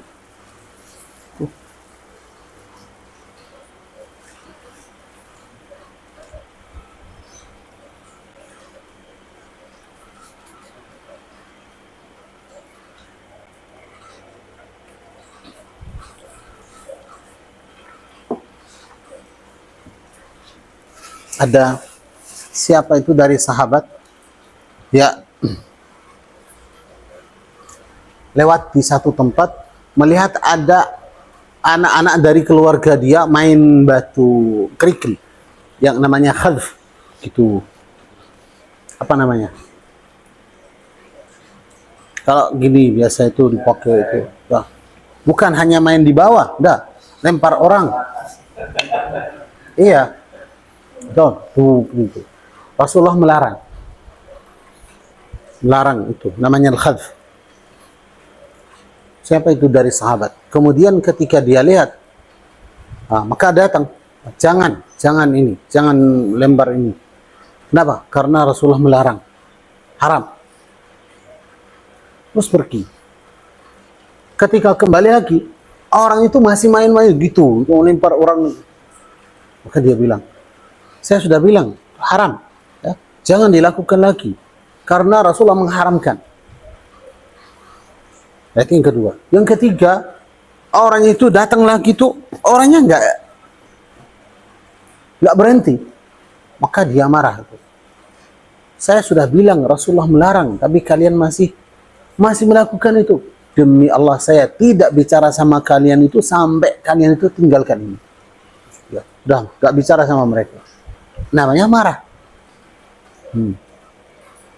Orangnya marah, tapi orangnya bukan mukul mereka. Karena kalian itu saya sudah ingatkan 3 kali itu, kalian nggak mau berhenti. Demi Allah, saya tidak bicara sama kalian itu sampai kalian itu kan meninggalkan amalan ini. Saya mengatakan Rasulullah melarang, tapi kalian masih melanjutkan ini. Itu dalam Riyadhus Shalihin ada ceritanya. Berarti orangnya marah.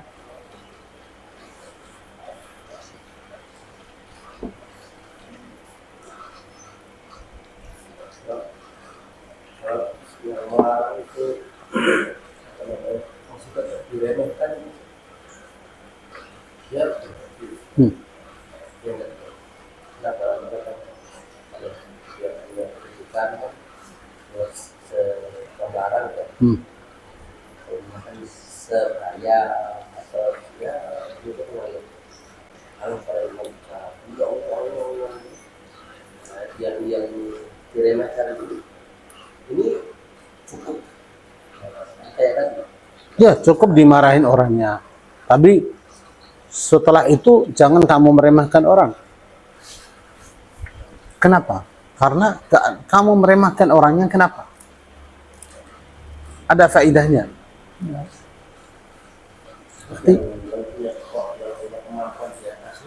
Ya, boleh kamu ceritakan sama orang. Tapi bukan niat itu meremehkan orang. Berarti, contohnya, saya ketemu anak Ustadz Herman itu main apa, terus saya melarang. Pertama kali, kedua itu enggak. Saya marah dia, boleh. Tapi wajib saya itu saya sampaikan ke orang tuanya. Kenapa? Karena saya tidak boleh mukul anaknya, enggak boleh. Tapi orang tua itu kan boleh, punya hak untuk apa? Mendidik anaknya. Saya datang ceritakan. bukan meremehkan orang, menceritakan.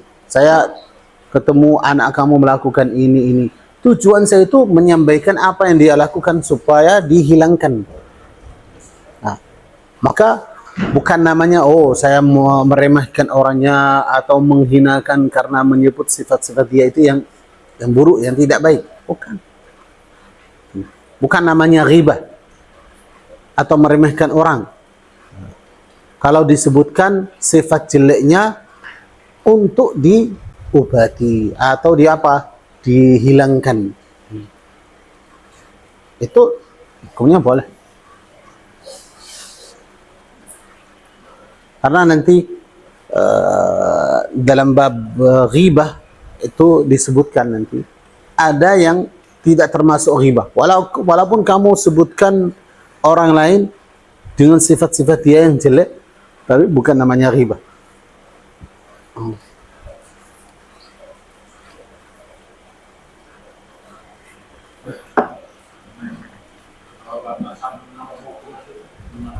Hah?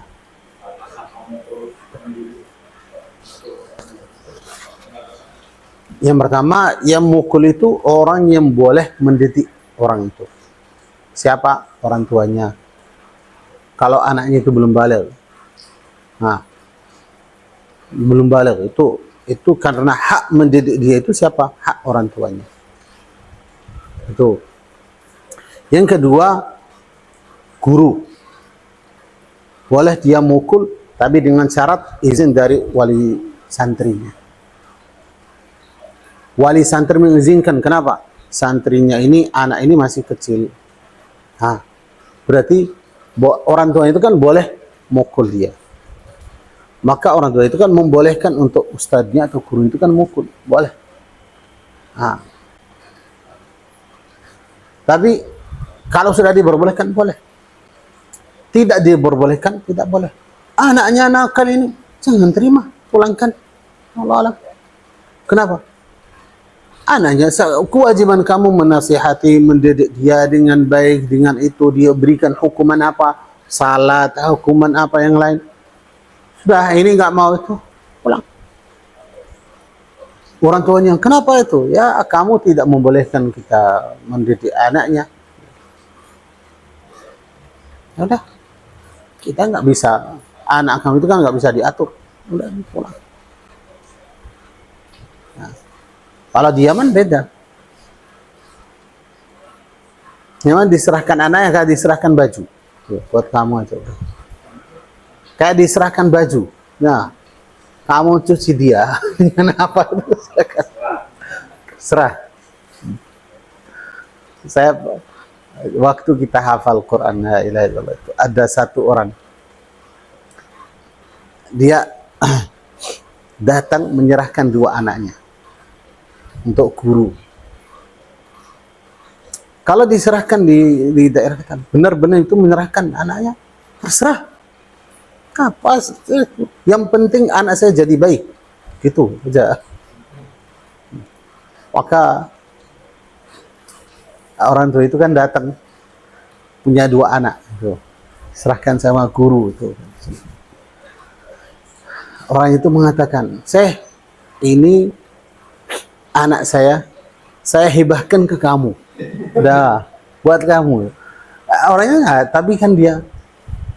Yang saya mau dari anak saya itu hanya dua. Hatinya hafal Quran, lidahnya bisa baca Quran. Selain itu terserah.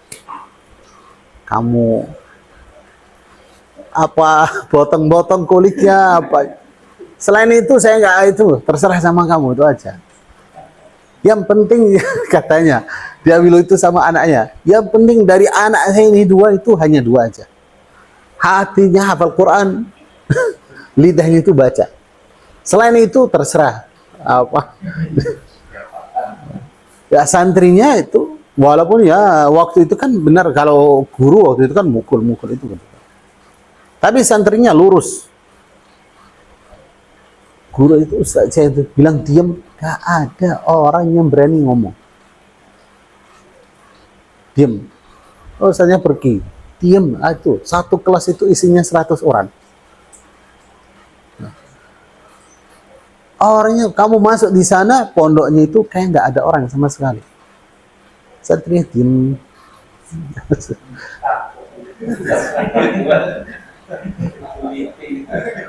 Bener, kalau bilang diem ya diem, artinya diem. Ya udah gitu. Disuruh itu keluar dari kelas itu ke masjid, 2 baris, 2 saf. Santri itu kan ke masjid itu kayak garis itu, lurus ke sana. Masuk kanan, bagian kanan kiri, duduk situ. Apa waktu dikir? Santri itu kan setiap orang itu kan bawa tasbih, dikir, subhanallah itu. Sudah, subhanallah 100 kali. Ini guru itu, udah. Tapi waktu itu kan gurunya tegas. Tegas tapi orangnya tegas, keras juga, lembut orangnya. Ya. Hah? Iya.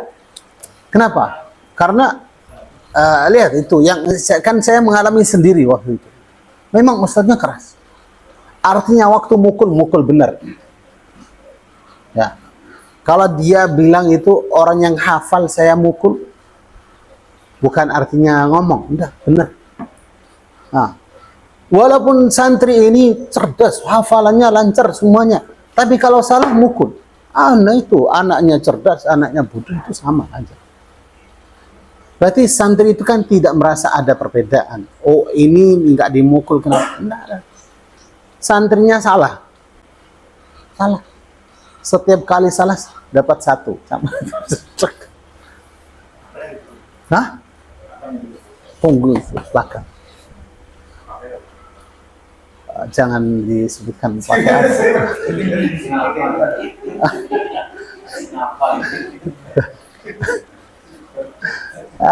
jangan di. Kenapa? Karena waktu itu ya semua yang ada, tapi ada yang sering yang dipakai itu. Tapi lihat, ketika waktu main, ustadz itu kayak santri, main itu, nggak pilihan, wajib. Waktu main wajib main. Santri nggak tahu saya kecuali santri yang sakit atau waktu khidmat, berarti santri apa tugasnya itu cuci piring atau gimana itu bersih ya. Selain itu artinya main ya harus main semuanya. Ustadz ikut. Kemudian kalau dia itu mukul santri, kadang santri salah itu. Setelah dipukul itu santrinya nangis itu, ustadznya nangis juga. Bener tuh. Nah, santrinya nangis, gua nangis. Setelah dipukul itu, akhirnya disuruh apa? Dipanggil orangnya. Ya. Pergi, wudhu, salat 2 rakaat taubat. Taubat kenapa? Karena kamu nggak hafal baik. Taubat karena kamu ngomong tidak baik. Gitu. Tapi setelahnya itu, santrinya dipanggil itu, saya mukul kamu kenapa? Karena kamu nggak hafal. Kamu merasa sakit ya? Ya, saya sakit hati juga. Gurunya itu sampai nangis. Pernah dia mau kumpulkan kita itu, sampai santri itu nangis semua.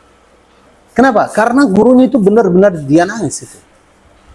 Sampai dia ceritakan, demi Allah saya mukul santri itu, kamu rasa sakit, tapi dalam hati saya paling sakit. Karena saya tidak mau mukul. Tapi namanya saya mendidik santri. Tapi lihat, santri itu semuanya itu, Indonesia ada 1. Mana? Saya itu sih. Malaysia itu ada 1. Nah, di Amerika itu ada berapa orang? Semuanya itu, di mana-mana itu ada. Inggris ada. Di Arab, di Saudi ada. Di mana itu ada semuanya. Sampai waktu itu, pondoknya itu terkenal. Terkenal apa? Santrinya hafal, lancar, bersih. Santrinya rapi, atur, diem. Wali santri datang, anaknya nggak berdiri, anaknya duduk. Kecuali kalau gurunya izin. Wali santri datang itu, masuk kelas itu, anaknya nggak melihat. Kenapa? Karena waktu belajar, waktu hafal, santri tidak boleh melihat kanan kiri, ke depan saya nggak boleh. Kamu punya mushaf. Berarti mata kamu di mana? Ada dua tempat. Sebelah kanan, sebelah kiri. Di situ. Benar, waktu itu gitulah. Ya. Berarti santri tangannya harus megang, nggak boleh main-main. Gitu. Kalau waktu hafal itu duduknya nggak boleh bersila itu. Saya nggak bisa. Dulu itu kan bersila dulu nggak bisa. Duduknya gini, jadi gini gitu. Ya, duduk tuh. Ya, tangannya itu kan megang sini. Supaya nggak main-main itu. Terus kalau lihat itu, lihat mushaf. Oh, betul gitu. Kalau lihat kanan kiri itu tiba-tiba itu ada cuk.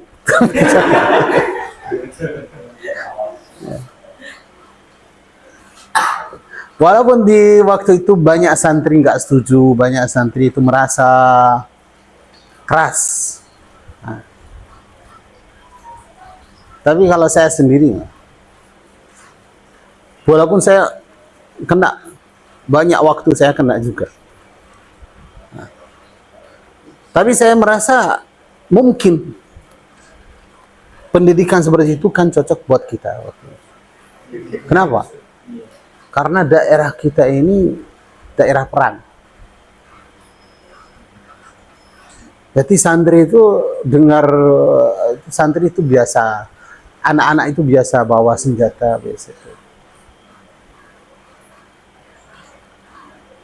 Tapi subhanallah itu dari pondok itu terjadi ikatan antara santrinya itu. Kayak saudara itu sampai sekarang. Teman saya itu yang paling dekat, paling kuat itu, ya teman di pondok ini. Sampai sekarang masih itu. Kalau saya nggak telepon itu, orang yang marah-marah. Ah, itu. Yang satunya di Malaysia itu, sering saya ke sana. Jadi mendidik orang itu kan penting. Penting sekali itu. Tapi kalau diperbolehkan, kalau di Indonesia sini berarti kan, kalau di Yaman itu pemerintah tidak melarang, boleh sampai di sekolah formal, pukul-pukul santri itu enggak, termasuk apa? Pendidikan. Kita mendidik orang.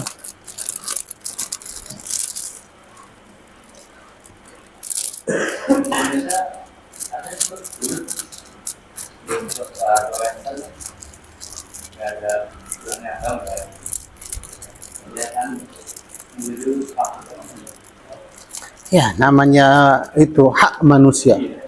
Boleh, hak manusia. Tapi mana itu ketika anak itu durhaka sama orang tuanya?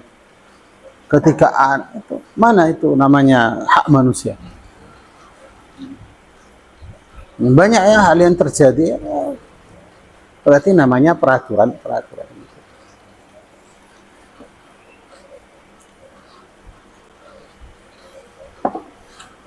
Ada kopinya.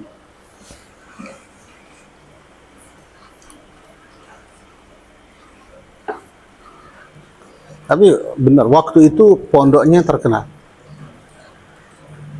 Ustadznya 1, santrinya 100. Tapi dia itu bisa menguasai itu sendiri. Hafal, semua dia itu yang dengar. Tuh, setoran, dia sendiri. 100 orang.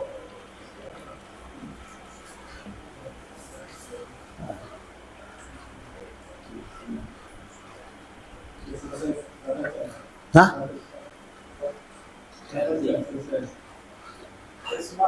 Ada, semua setoran, semua. Yang setoran hafalan setiap hari sekali. Sama yang baca itu tashih setiap hari 3 kali. pagi, kemudian jam 10, kemudian asar. Tergantung nanti jumlah santri yaitu mau setoran itu berapa. Tapi ketika dia bilang setoran, sudah tahu semuanya itu. Seperti kalau di waktu itu setoran hafalan habis subuh, salat subuh, datang ke kelas taklim itu, baca adkar, udah setiap santri siap. Artinya siap itu bawa mushaf, duduk di tempat.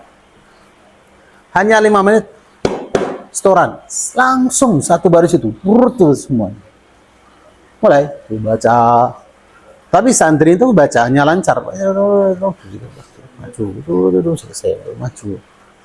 Tapi dia gurunya duduknya gitu bawah, ya duduknya gitu loh. Nah, kalau hafalan mukul itu nggak lulus tuh. Satu salah itu, satu harakat salah itu nggak lulus tuh besok. Bukan itu baca terus datang lagi, nggak ada seperti itu. Ya. Karena itu santri kalau hafal yang benar. Nah, iya. Waktu ujian, saya ujian Quran semua. Berarti hari ini harus baca 30 juz. Sudah ujian besar. Saya sudah baca berapa? 5 juz itu. Saya salah itu dhammahnya mana itu? Apa? Ulang dari awal. Ya Allah, ulang. Ya, ulang artinya apa? Ulang artinya itu diulang Al-Quran semuanya setengah juz dulu. Setoran. Berarti kembali setoran lagi. Setoran lagi itu apa? Kalau setoran hafalan, namanya itu murajaah itu. Berarti setiap hari setengah juz. Berarti 2 bulan. Nah, kemudian setiap hari 1 juz. Gue itu setoran sama Syekh. Sudah dibaca semuanya baik itu. Ya, besoknya apa? Ujian besar lagi. Berarti nunggu 3 bulan. Karena dhammah aja itu. Tapi subhanallah itu. Memang waktu itu kita melihat itu kan sulit. Tapi santrinya itu cinta banget sama gurunya. Padahal gurunya keras. Gurunya keras banget. Ketat. Tapi karena santri itu melihat gimana. Yang masak siapa? Gurunya. Yang masak itu nggak ada yang masak. Yang masak gurunya sendiri. Santri yang masak. Yang ngajari kita masak itu, saya masak itu belajar dari guru. Masak apa? Masak nasi, kabsa, masak apa itu yang ngajari guru. Santri baru nggak bisa cuci baju. Yang cuci itu kan ustadznya. Ajari. Oh sini. Oh tuh, ajari semua. Main itu, belajar main itu sama gurunya. Berarti ustadz itu kayak bapak kamu, sama ibunya itu ada. Umurnya wajar ya. Iya. Waktu itu terjadi masalah di pondok. Akhirnya ustadznya diusir. Terjadi masalah besar itu. Ustadznya diusir dari. Udah, mau diganti ustadznya. Yang marah siapa? Santri. Santri itu marah banget itu. Sampai itu ada beberapa masyayikh itu yang datang mau bilang sama ustadznya itu udah pulang aja, mau diganti. Santri itu kan lempar guru itu masyayikh itu dengan sebatunya. Oh, gak boleh masuk. Kenapa? Kayak ini bapak kita ini kan. Akhirnya benar itu kan diusir. Santri nggak masuk. Pulang semua. Pulang semuanya. Santri nggak ada yang tinggal. Akhirnya yang desa yang bawah itu sebelahnya itu panggil ustadznya, ya udah kalau sana ustadz buka sini aja. Karena dia itu punya programnya luar biasa. Datang dari sini beda tempat. Ya, cuman dari masjid atas ke masjid bawah. Tapi santrinya semuanya kembali ke sana. Padahal lebih sulit. Kalau dulu nginep, kalau di bawah nggak nginep, pulang pergi. Mana pulang perginya? Santri paling dekat itu 3 kilo. Saya datang dari rumah itu 6 kilo atau 7 kilo. Jalan kaki setiap hari pulang perginya gitu. Habis subuh berangkat, asar pulang. Santri itu bawa makan sendiri. Gak ada orang masak situ. Tapi santrinya semuanya datang. Ada yang jauh 20 kilo, 30 kilo. Tuh diantar. Kenapa kalau keluarga itu masuk ke pasar itu nanti santrinya jalan kaki. Gitu. Sampai santrinya itu kan hafal seperti itu.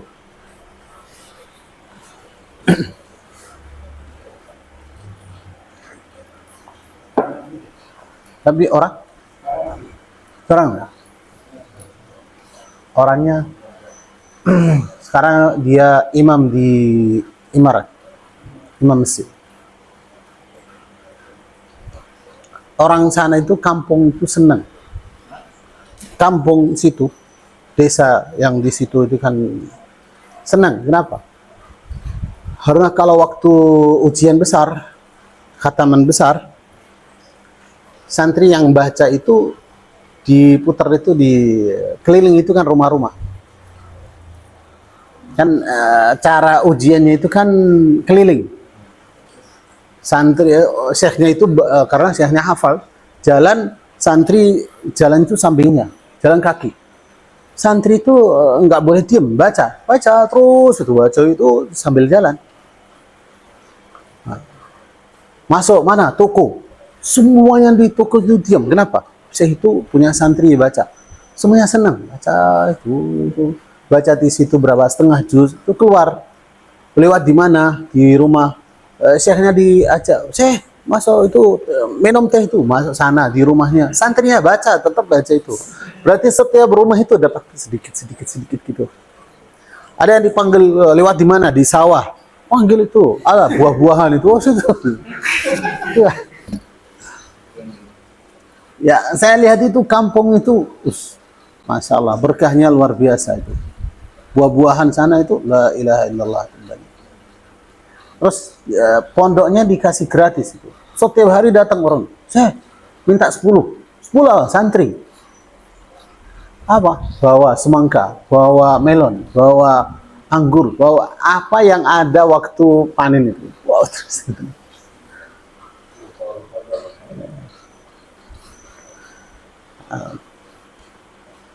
Waktu itu kita lihat tuh ya, taklim paling ketat. Tapi kalau sekarang waktu yang paling enak waktu itu. Nah,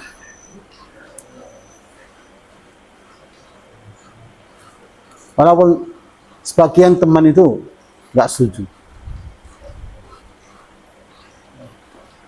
karena ketat.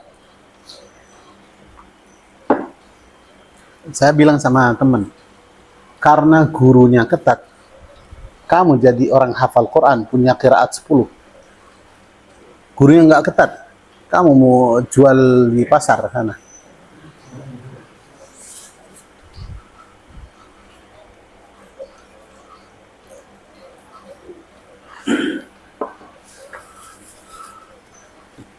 Nah kalau di Yaman, pondoknya gitu. Berarti bukan pondok semua. Kalau mukul ya, mukul boleh, masalah. Tapi mukul itu yang wajar.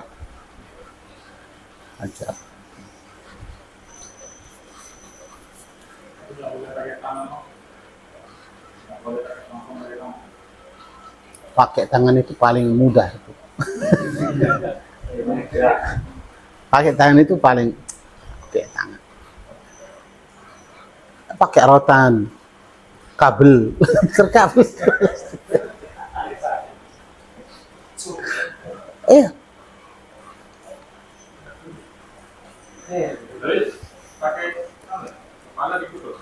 Lah, itu nggak boleh itu. Ya saya itu yang dipukul mana itu? Paha. Jadi tempat-tempat itu yang Ya, situ otot, kan sedangkan otot itu nggak bahayakan. Nggak boleh. Hanya yang dipukul itu biasa, dipukul mana? Sini, sininya, pahanya, dua belakang. Itu aja. Selain itu nggak boleh. Kalau ada orang yang melarang pendidikan pakai pukulan itu, ya, alasannya karena ya, Rasul itu pakai pukulan. Gimana? Rasulullah nggak pakai pukulan. Al-Quran pakai pukulan. Al-Quran pakai pukulan. Gimana Rasulullah nggak pakai? Wazaniyatu wazani fajlidu kulla wahid minhuma mi'ata jaldah. Wala ta'khudhukum bihima ra'fatun fi dinillah. Ya. Nah. Karena ada orang yang dalam pendidikan mengutamakan dia menghindari pukulan.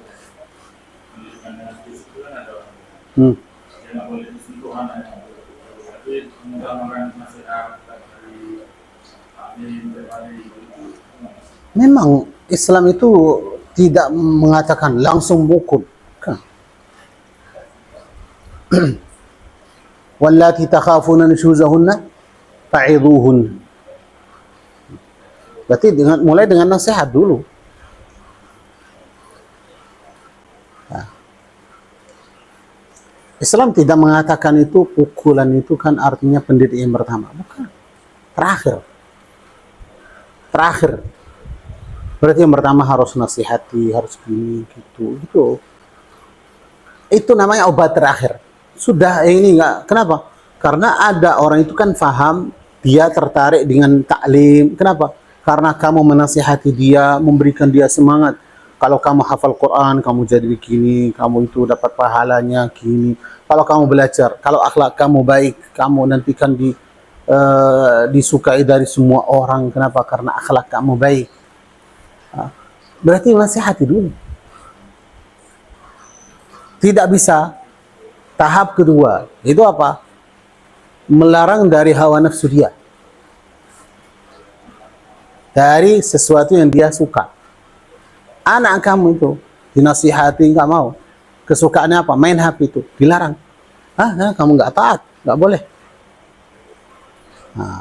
Dalam Al-Quran disebutkan wallati takhafuna nushuzahunna, kamu takut istri itu kamu tidak taat, fa'idhuhunna, nasihat istri, nasihati istri dulu. Yang kedua, wahjuruhunna fil madaji'i, mencegah dia itu kan dari hawa nafsunya itu. Kamu tidur sama istri itu, ya udah, kamu tidur sendiri, saya nggak mau itu dulu. Berarti menghalangi dia dari sesuatu yang dia sukai. Jadi itu namanya tahap kedua. Tahap terakhir, adribuhunna, mukul. Itu terakhir. Ternyata dinasihati nggak ada faedahnya. Dilarang dari sesuatu yang dia suka itu kan tidak diperbolehkan ini, tidak. Ternyata tidak ada faedahnya. Tahap terakhir. Tahap terakhir itu namanya tidak wajib. Kau mau mukul itu nggak wajib. Tapi boleh. Ya, boleh. Nanti Kalau dibawa ke konteks pesantren tahap terakhir itu boleh dipukul atau dipulangkan. ya, karena di sini itu kan di Indonesia itu kan tidak diperbolehkan. Tidak diperbolehkan. Berarti apa? Kalau kamu mukul santrinya, bahaya. Bahaya untuk pondoknya, bahaya buat kamu itu. Jangan. Udah. Santri nggak ada faedahnya. Kita nasihati, kita ini itu semuanya. Bilang sama orang tuanya, udah selesai. Anak kamu nggak mau. Mungkin nggak cocok di sini. Coba di pondok yang lain. Gitu. Kalau nggak dipukul juga nggak dipulangkan kan? Diusir Itu bahaya. juga ya. Ya, merusak yang lain. Kalau orangnya nggak lurus, kita biarkan orang itu karena kita ada harapan orang itu kan bisa baik, bisa dididik, bisa lurus. Ya, di situ. Kalau nggak ada harapannya, udah air ini udah sudah berapa kali itu kan. Berarti apa? Penyakitnya itu kan menyebar. Dah, yang baik potong. Kalau ada anggota tubuhnya itu kan ada penyakitnya, diobati ini itu kan apa ini nggak bisa, akhirnya harus dipotong. Kenapa? Kalau dibiarkan nanti kan menyebar. Berarti untuk keselamatan seluruhnya itu ya satunya dikeluarkan, pulangkan. Kenapa? Bilang sama orang tuanya, ya anak kamu ini kamu bisa coba di tempat yang lain. Mungkin santrinya nggak cocok di sini. Ada kemungkinan seperti itu.